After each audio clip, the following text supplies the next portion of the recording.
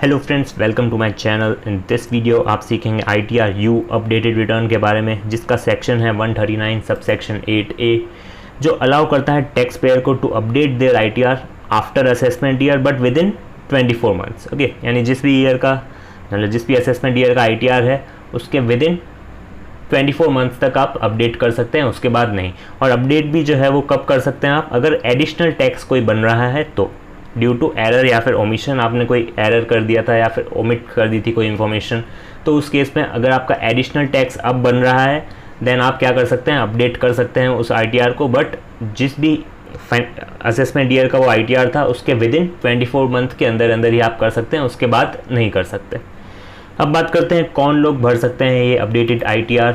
तो जिन्होंने भी फर्निश किया है return, original return, belated return या फिर रिवाइज रिटर्न, या फिर इवन रिटर्न फाइल नहीं भी किया है, देन ऑल्सो वो एलिजिबल है अपडेटेड ITR के लिए, but only in case of additional tax due to error या फिर ओमिशन।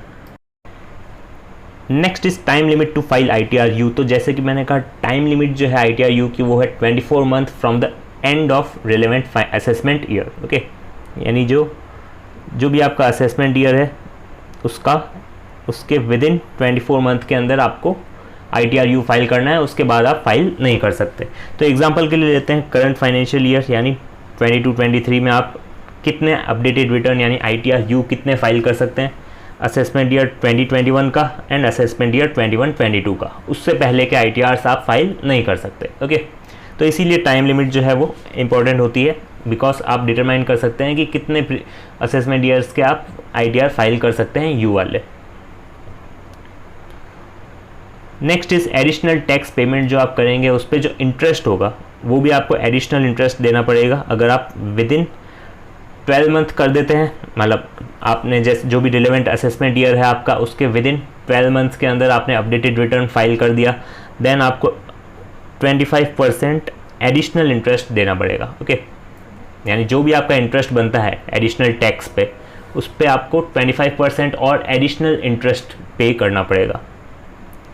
और यही अगर आप after 12 months but before 24 months file करते हैं, देन उस केस में आपको 50% का एडिशनल इंटरेस्ट पे करना पड़ेगा। ओके, यानी अगर 12 मंथ्स के अंदर अंदर कर दिया देन 25%, एंड अगर 12 मंथ्स के बाद किया एंड 24 मंथ्स के पहले किया, बिकॉज 24 मंथ्स के बाद तो ऑब्वियसली आप कर भी नहीं सकते, राइट, अपडेटेड रिटर्न फाइल। तो 12 से 24 मंथ्स के बीच में किया, देन उस केस में 50% आपको एडिशनल इंटरेस्ट पे करना पड़ेगा। तो इस तरीके से एडिशनल इंटरेस्ट की भी आपको कैलकुलेशन समझ में आ गई होगी। नेक्स्ट इज डिटेल रिक्वायर, यानी आपको अब ITR U यानी अपडेटेड रिटर्न फाइल करने में डिटेल्स कौन कौन सी चाहिए। तो सबसे पहली डिटेल तो आपको एडिशनल इनकम की डिटेल पता होनी चाहिए कि आपकी क्या एडिशनल इनकम है जिस पे आपको एडिशनल टैक्स पे करना पड़ेगा। ओके, उसका प्रेस्क्राइब्ड इनकम हेड आपको पता क्लियर होना चाहिए जिसमें आपको टैक्स पे करना है। फॉर एग्जांपल सैलरी हो सकता है, हाउस प्रॉपर्टी हो सकता है, business, capital gain, other sources, तो ये हेड आपको क्लियर होना चाहिए।